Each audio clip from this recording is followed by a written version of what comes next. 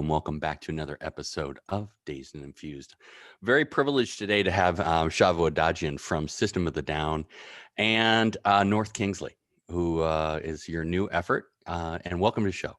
Hey, thanks for having me, brother. Right on. So Shavo, obviously, very big pleasure to have you here. You're so involved in so many things. It's almost hard to start. Music is one thing, but I like to do some social stuff here. Kind of reflecting the current situation, and obviously in the Armenia-Azerbaijan conflict, it's never ending, but it seems to calm down a bit. So we'll get into that a little bit. But first, I'm going to start with, what's your historical relationship to cannabis? How did you come to cannabis, and how did it get into your life? So the first time I smoked ever, I was the Guns N' Roses and Metallica show at the Rose Bowl. I was wee age. I think I was like 18 or 19, I'm not sure. And they were smoking in front of me, and I was with my friends, and none of us had smoked. And they were smoking. So I said, hey, pass that joint, just as it was like a joke. It was just Thing to say. Yeah, I don't even know why I did it, but I just did it, And the dude passed the joint. So it was like this moment of truth, do I do it? Do I not? And everyone looked at me, and I took it, and I took a hit, and I didn't feel anything, but that was the first time I actually took it, tried it. I was never a drinker. I was never a smoker in my teens. I was kind of a good kid. I skateboarder, played guitar, but never really did anything. My parents always steered me away from it. The way my parents saw it before was weed is heroin, heroin is coke, and it's all the same. Yeah, exactly. As I learned, it's not. As I grew. So at 20, 21 years old, I met Darren, the guitarist of System. And he was an avid pot smoker, and we started System together. So we hung out every day, and we would just smoke weed and talk about how great our band's going to be and what we're going to do and how it's going to come to life and who's going to be our drummer. And it was just us two, And we had Serge, but Serge had a business, and he was doing what he was doing. He was older than us. So him and I just kind of, did that, just kind of wished upon a star of what we're going to do, kind of manifested the future with, while we smoked and hung out at the studio. We had a studio. We didn't have a band yet. We had the thought of it. We had ideas. We knew what we had to do, but it took a lot of us just hanging out and getting to know each other.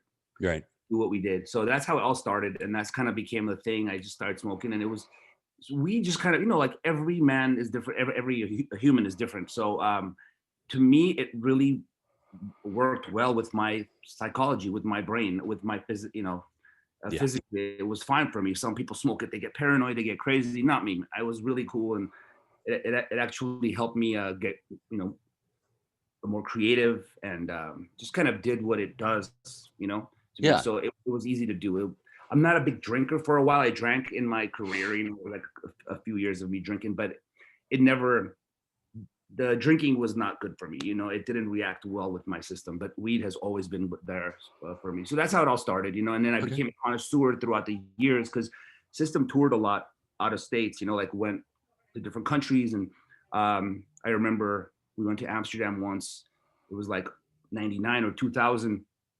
And they were having the High Times, the Cup there. And I met some amazing people. And the fact that I was a connoisseur really tripped them out, intrigued them.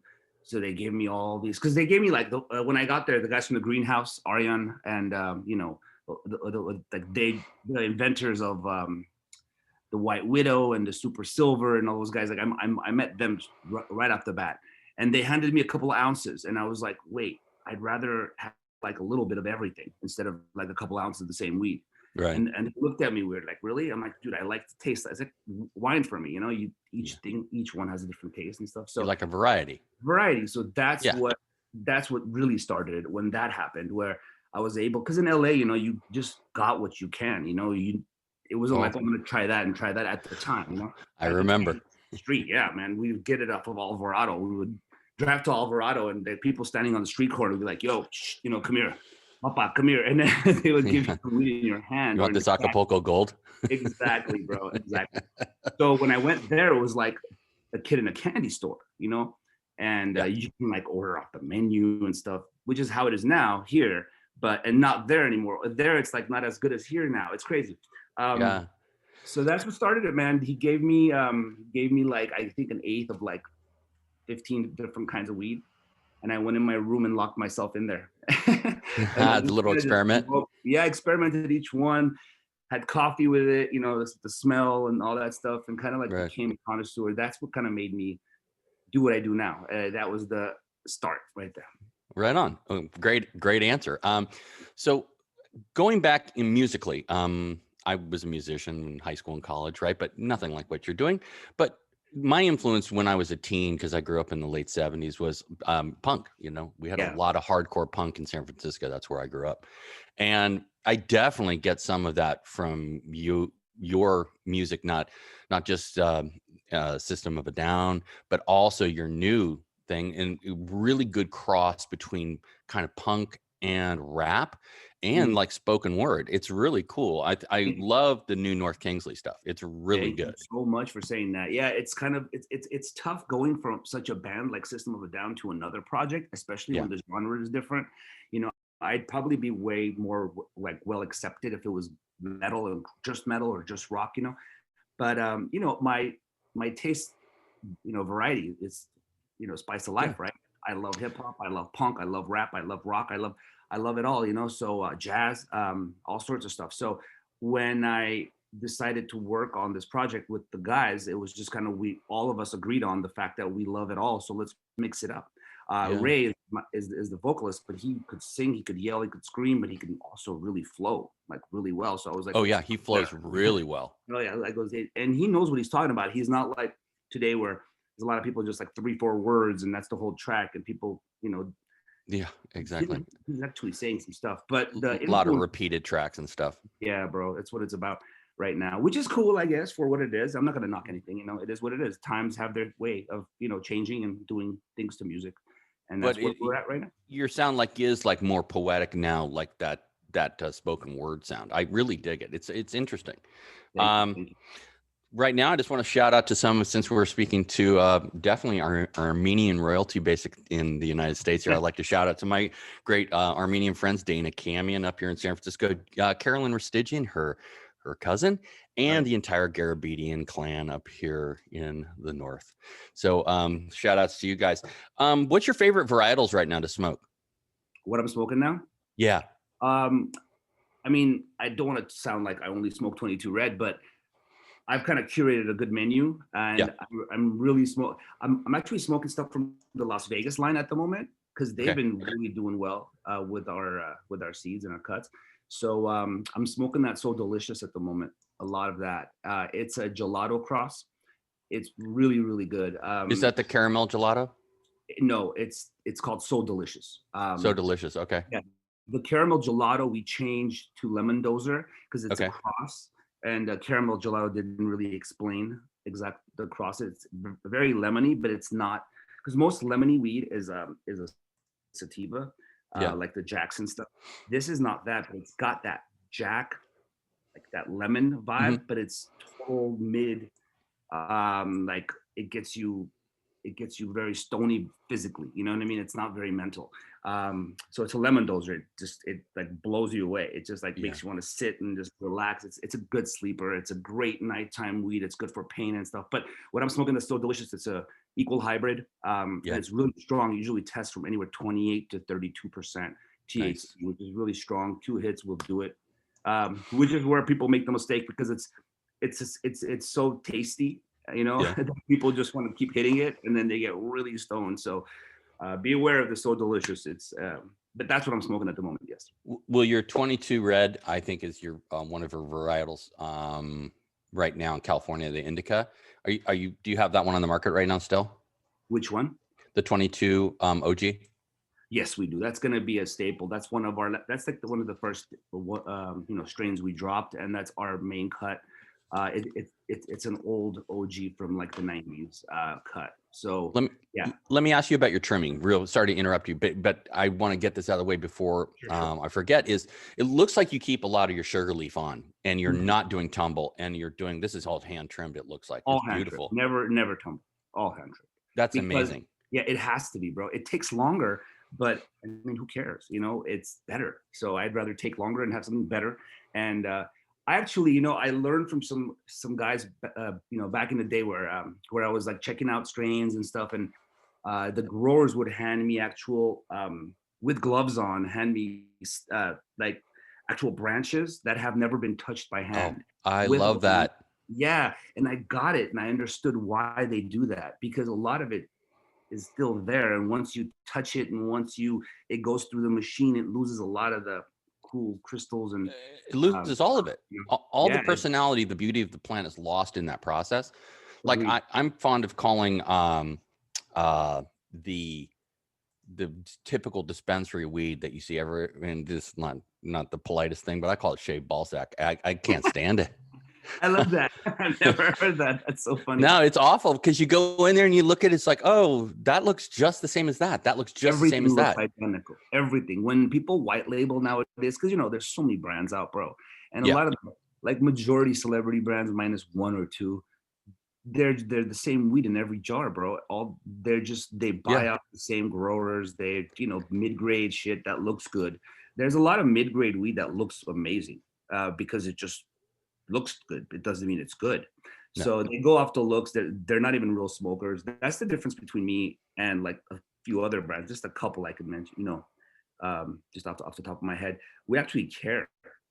It's I mean, we can grow a bunch, and if it's not up to, I quality control it all, especially in Cali, because I'm in Cali, and I fly Right. out to Vegas because we're in 3 states now. So I fly out to Vegas, Arizona. I always sneak up on them, check it out, make sure it's the right stuff in the right jars, and Mhm. they're not there because it's hard to control the industry at the moment. It's like the Wild West. Every state's different. So Yeah. you know what I mean. Every state has different laws, Boy, different growth boy, taxes. do I.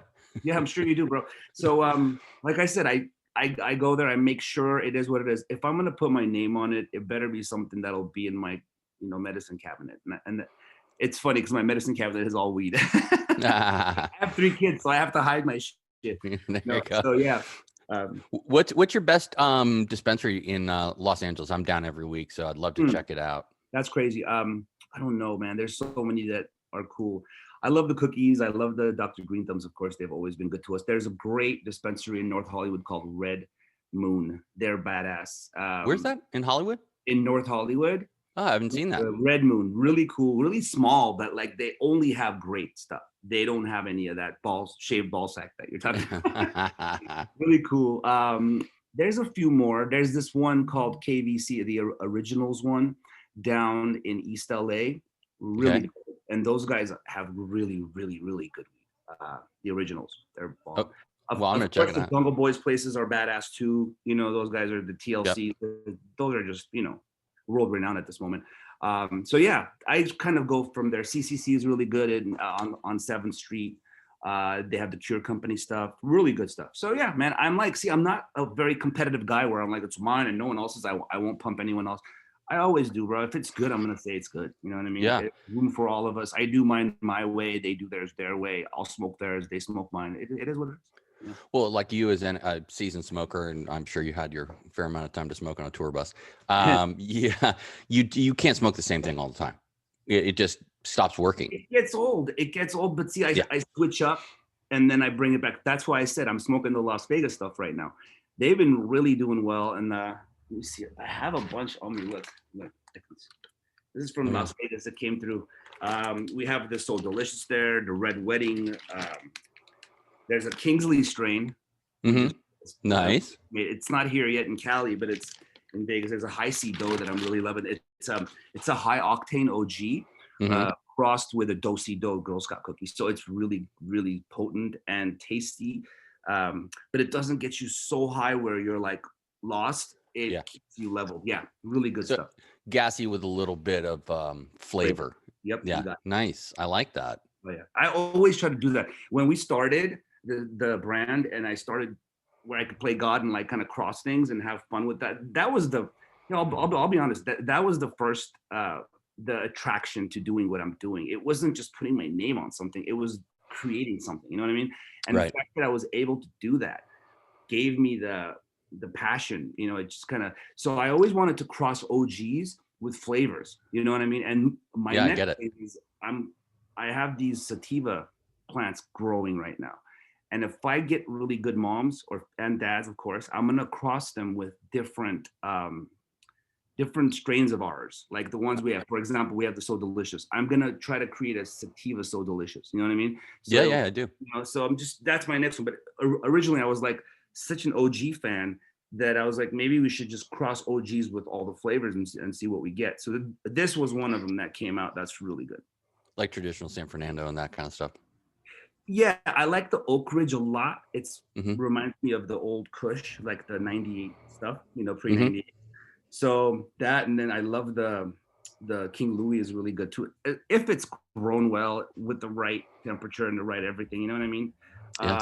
It matters who the grower is. It does. And That's people don't, the biggest problem I have in dispensaries right now, especially when you're going to buy flower, Mhm. is that story, the story of the grower, the terroir, the domain, as they say in the wine business, that's really kind of lost. And there are some people like Honeydew that are really trying to push it through, get their whole ethos and their manner projected to the public. And I totally dig that. Mhm. But there's this gray area, and that happens at the bud tender level where it's like, yeah, this is 32%. You want this. This is super stunning. It's like, tell me more about it. Don't tell me what.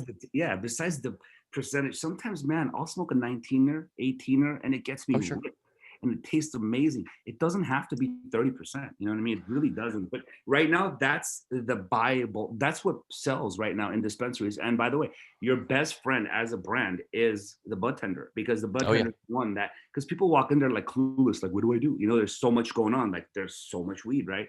And then they're the ones that direct the customer to your product. And so very important that they are really on point with it, and they know what you have, and for our brand, in Cali, we were in a lot of stores, and we realized that it's getting pushed wrong. So we kind of limited it now to less, but ones that know what they have, you know what I mean? Your A grade stores, basically. Doing that. Yeah, that's my point right now. I want to be in the right places, not every place. I understand I'll probably make more money if I'm everywhere, but I want a good rep, and I want to keep that rep. I think I have it now, and I want to keep that. I'm not going to change that up for anything. You and I talked earlier about George Sadler at Platinum Vape, and he and I did a cooking show last week.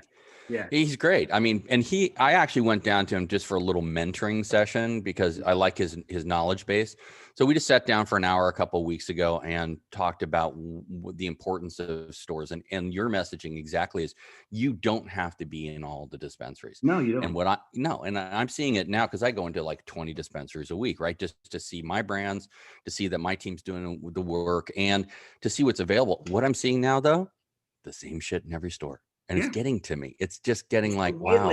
It's the white labelers that are, benefiting off this. No one else, because they just grow generic stuff and then they sell it to everyone, and whoever pays the cost, they get it, and it's becoming pretty much the same everywhere.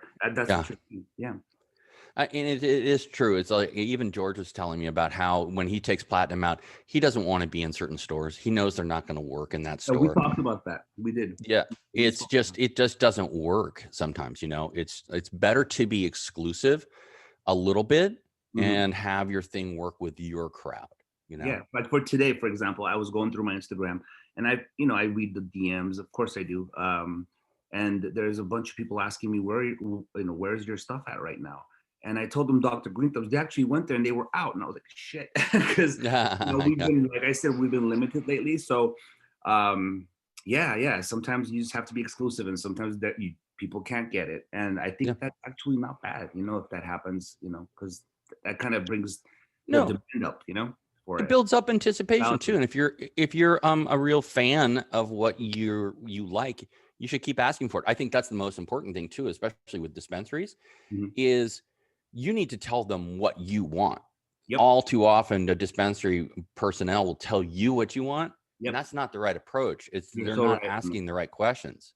You're 100% on that. Yeah, man. Because that's happened to me back in the day. I would walk in and I'd be like, so what's good? Oh, well, this is good.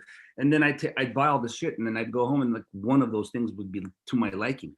1 out of 3, right? Or 1 out of 4. Yeah, 1 out of 4. And the rest would just kind of be bland and the same, So I learned how to ask questions and tell them exactly what I'm interested in and what my point is and what I want from it, that's why I kind of got stuck to a few stores and not all the stores, because I'd like them to know who I am, and when I walk in, oh, there's a badass shop in Burbank area, Sunland Con Exhalants. They're really good. I was just there. Right, That's a great store. I'm gonna walk in today because they have the. You know what I really like? Those Papas and Barkley tinctures. Oh yes, which one? The 30 to 1? I like the 1-in-1, bro, for nighttime, because it's like yeah. the right amount of THC and CBD mix, and it's cannabis, because we have that as for 22, but ours is hemp based, and it's only CBD. We don't have any of the THC, which is all for medical purposes.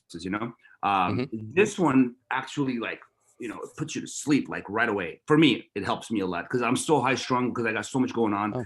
It's hard for me to stay asleep. I'll fall asleep fast, but then to stay asleep is a problem. So I'll do the same thing every night. Right? So I do that, and it's been working for me. So I'm gonna go pick some up. Right after this, right? Right after this, I'm like, let's go. Yeah, I just had an edible that kicked my ass last night. It was just a little peanut butter cup from Emerald, and it was great. Good going down, boy. I was fuzzy this morning, right? Dude, I have the platinum stuff. I have they gave me a bunch. Yeah, I have a hard time waking up from it. I'll enjoy the evening, and then all of a sudden in the morning, I'm like, is this COVID? Now it's like, oh no! I forget that I ate something at night. Right. Is this what they say when you feel tired? And then I realized, oh shit, I had some edibles. Got super dosed last night. Yeah, bro, that's what it's because they taste so good, right? So when you have a little bit, you're gonna want to, and then you get the munchies, and you're like, I can have a little bit more. I can have, and then all of a sudden you're in it, and that's you gotta write it out, and yeah. Well, George and I did this thing last week where we did a cooking show, right? And it was just me and him. We're not cooks, right? But I do make I make nuts, right? And so I take my product, Sugies, and I use our agave and our sugar. I want to try that. Oh yeah, dude, I'll send some over to you for sure. I'd love to try it. I'll get my rep to bring some to you. And we were just sitting there and making big piles of nuts, pecans, walnuts, and almonds, right? As munchies. And we put about 40 milligrams into a pound of nuts. Okay. But you divide it down, right? You can have that while you're watching a movie or something, right? Yeah. You're not going to sit there and go, oh, I'm fucked up. I need to go to bed. And it just kind of crawls up on you a little bit, which is nice. Creeper. Yeah, the creepers. Yeah, my mission right now is just get people to look at things that are ingredients and try to take the cooking and the cuisine into the house and make your own edibles there.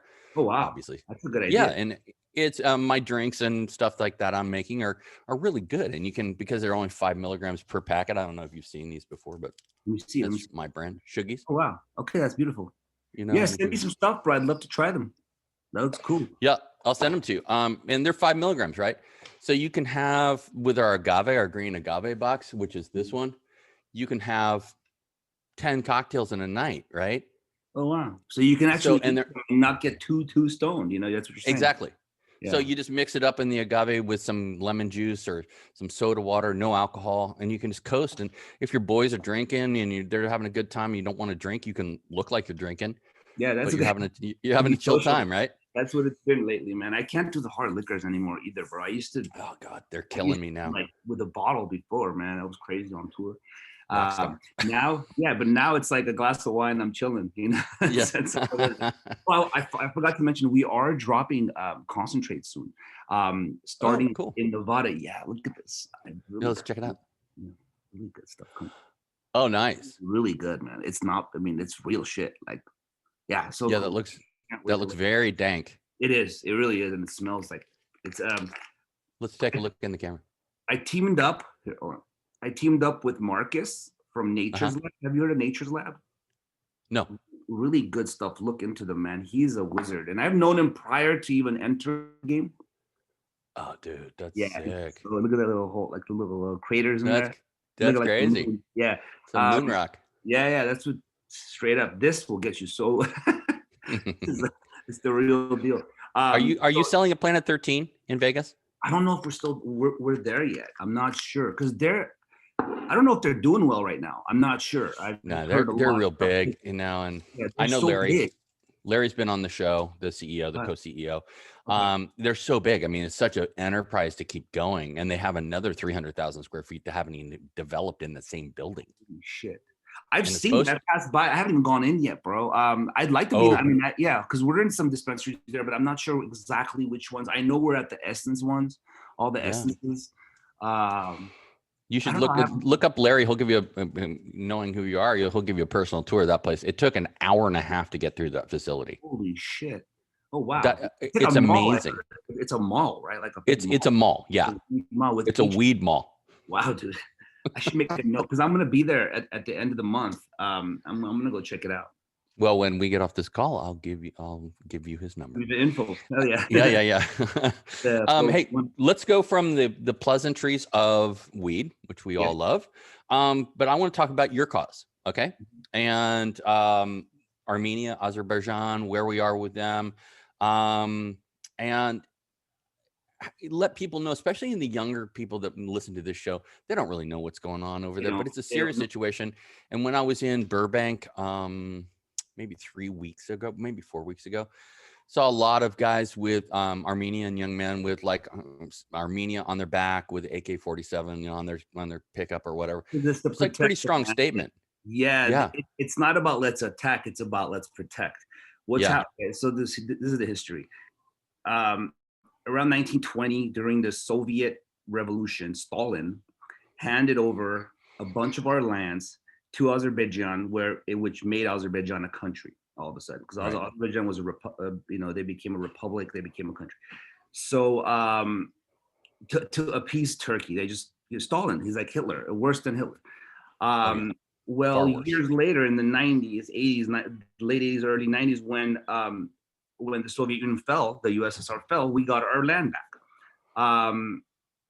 We've had Armenians living there since like 1 AD, like 300 AD. Like it's like Armenian land. That's Armenia. There's monasteries there. There's that with Armenian letters on there. All our churches, all our land, and our people have been living there for centuries. Well, out of the blue, September 27th, I think it was, they attacked our people and asked us to get off their lands, and they want their lands back. They're saying, quote unquote. But that's where is that? In Karabakh? In Karabakh, which we call Artsakh. This is the Armenian name for it. They changed it up to Karabakh. And so we're protecting the area, and so the war went on for about a month and a half. And okay, look at this. Like Turkey, with the aid of Turkey, of course. Turkey is 80 million strong. They're 10 million strong. Armenia has 3 million people. Artsakh had 150,000 people. Right. So it's like, and then they went on this crazy rants and crazy with lobbying and social media work, where they're trying to say we're the aggressors and we're occupying their lands and we're trying to kill their kids and this genocide. Remember, the Armenian genocide occurred in 1915 towards us, towards the west of Armenia. Now, which Turkey still won't admit to. They won't admit to it still today. But in some instances, the president Erdogan, who's the biggest dictator in the world that the world should be fearing at the moment, if Azerbaijan, if they get what they want, remember, Armenia is located between Azerbaijan and Turkey. They are pretty much the same people, okay? And the leaders are in bed together. They're best friends. They want to get rid of Armenia, say Armenia doesn't exist anymore, and link. If they link, we have a new empire, a dictatorship empire. Yeah. The dude is a fan of Hitler. The dude says if he had the ability to do what Hitler did, it would be the best case scenario. He's an admirer of Hitler. The world is sitting back and watching this happen to a little country. Yes, it's my country, but it could have been any country. It's a dangerous situation to the world, because if they get together and they become that big Ottoman Empire again, the world has to fear them because they can do anything they want. They're nuclear, they have everything. Yeah. So it's a scary situation. And Turkey is trying to expand basically I would call it a soft caliphate, right? With Azerbaijan. They're not only trying to expand towards their east, which is Armenia, they're also going towards Greece. They're going towards Cyprus, south. Cyprus is a Mediterranean island. They're taking over now. I'm telling you, they did it to the Syria. They did it to the Kurds. They're doing it to us. They've done it to us. Now they're doing it to us again. But because we're not a strong country, meaning with wealth, meaning with natural resources, we have them. We just don't use them. We're not like the big oil country. We don't have a lot of money. Because we're not looked at, and people don't help us much. And we fell again. We after a month and a half and losing thousands and thousands of 20-year-olds, 17-year-olds. Our PM, who is an actual journalist, who actually, this is what happened in 2018. We had a little revolution in Armenia, which we overthrew because we had a dictator also. Right. Overthrew a dictator with a democratic process, and this guy Pashinyan went into power. I'm not saying he's a bad guy or anything.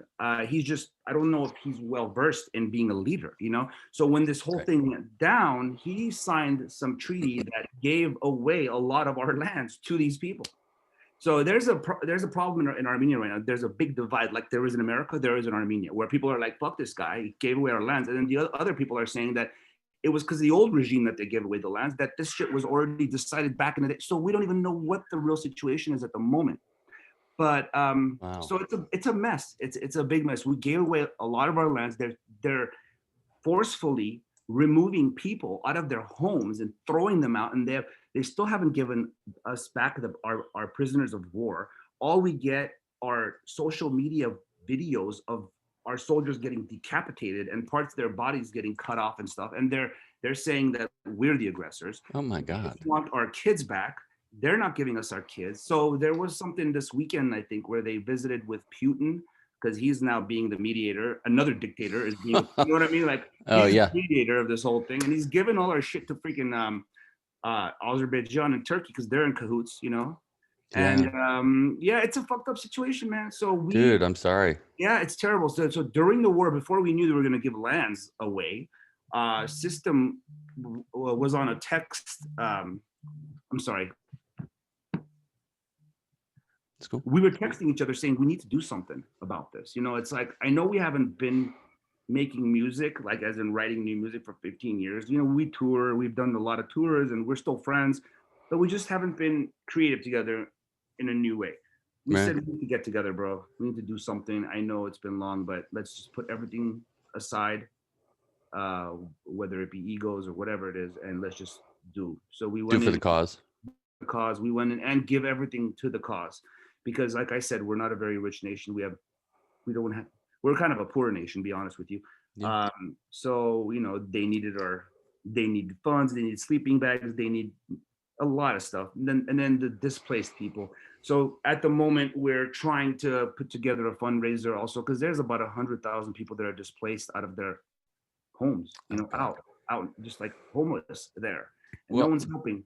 The diaspora of Armenians around the world, though, it's seeming like the Armenians from around the world are really coming together, more so than ever. They're always a tight group, you know. Very, very. That's one thing that I've said before, and I'll say again. Our people do have an ability to unite, but they also have an ability to like question things, man. So that's why at the moment we're kind of in a great divide. It was like day and night, bro. One day, everyone in the world, every Armenian in the world is together, because we were fighting a good fight, which was protecting our land, which is the title of the first song we dropped. Right. All of a sudden, when this treaty was signed and they gave away part of our lands to these people, that's when the Great Divide happened. So at the moment, I don't know what's going on. So we're trying to put together a fundraiser where we raise money for the soldiers that came back who lost arms, legs, this, that, for displaced people, families, you know, who lost their fathers, they lost their brothers, they lost their uncles, you know what I mean? Like there's orphans out there now, there's widows out there, there's so much going on. It's miserable, bro. So we're still trying to do our best, and everything that we've collected goes there. 100% of all our proceeds goes to our people to help them out. It's the least we can do, I think, you know. Right on. Well, hopefully you'll have a fundraiser down, I think it's in Hollywood, and you've got the Armenian Cultural Center there. Yeah, we're gonna do it online with System soon. I don't have the date yet. I just finished the video for the second song, Genocidal Humanoids, and we're gonna premiere that during the fundraiser or after the fundraiser, whenever we decide to do it. I think it'll be in like a week and a half, but you'll know about it. We'll announce it. Cool. Yeah. You know, I've had you for a long time here, but we're going to just wrap it up with a fan favorite here, and maybe on a better up note. Yeah. We call it Stony Story. Okay. And it's anything in your life. It could be today or tomorrow, or it could be having to do with a friend that you don't have to be involved. You got anything that comes to mind that people at home can identify with? Could be anything. Anything. Okay. When another time in Amsterdam, I love how Okay. stories start with That's a one good time in one. Amsterdam. It's like the band camp stories, right? Right. Another time in Amsterdam, we only had 12 hours there. So we're such stoners that, we had a day off, but we didn't have a show in Amsterdam, but it was near Amsterdam. So we said, Right. bus, take us to Amsterdam. We got one day room at one of the hotels, and all of us piled into this one room and went out for the whole day from like 12 to 12. I think it was like noon to midnight. We were in Amsterdam. So we bought all the weed we can for the rest of the tour. And this is in like, I'm talking maybe like 2001, if that, 2000, 2001. So it's still not legal anywhere, and it's still drugs, Anyways, we got the space cakes. Oh yeah. And I remember I ate like 4 of them. And at the time, nothing's regular. There's like 200 milligrams in each. Right. And I remember the bus arrived, and I was sitting on the bed and I was watching TV, but I wasn't really watching TV. I was just looking. I was just kind of like zoned, right? Things were happening. And as the bus arrived, they're like, okay, we got to go, guys. And I had a joint in my hand, 4 space cakes in, and I got nausea. So now we're downstairs checking out, and I will have to throw up, and I'm in the lobby. So my drum tech rushes me upstairs, and as the elevator opens, I start hurling. So there's a hurl line from the elevator, tracking straight to the room, and got the end of it into the toilet. And then I slept the rest of the night on the bus on the ride to like Germany or somewhere with a garbage bag on my head. And I have a lot of pictures to prove. Shavo, that's a good rock star story right there. The guys took advantage of me and took a lot of pictures. Okay, so there's a lot of proof that night. You know what I mean? I have a lot of pictures. Right on. Well, is there anything you want to plug for people to be attentive to? Sure. The new video we just did for North Kingsley drops this Friday. Right on. This Friday on, I'm not sure exactly where, but it'll be on YouTube. I think we're going to have a partner where we premiere it, but I'm not sure where that is. But it'll come out Friday morning. And then, like I said, for System of a Down, Genocidal Humanoids video coming out in a week and a half sometime. And that's about it. 22 Red, we're in 3 states. We have these new tinctures that we just dropped on 22redhemp.com. 3,000 milligrams in each jar. Really good stuff. Clean American hemp. Nice. Sourced out by me. And what else? We have some cool merch from System of a Down that all proceeds go to helping the people displaced from the diaspora. Yeah. Right on. Well, I can only say thanks so much for being here today. It's been a pleasure to have you. George Sadler told me to say hi. So hell yeah, man. I'm about to hit him up. Say what's up. And you're welcome back anytime. And I'll make sure you get some sugies delivered over to you, man. Please do, bro. Please do. I would love some. If you ever want to pitch a project or anything like that, I'm always here for you. And you're always welcome on Dazed and Infused. Thank you, sir. Thank you so much. Thanks, Shavo. Have a great day, brother. Be well. Bye-bye. Peace, brother. Bye. Peace.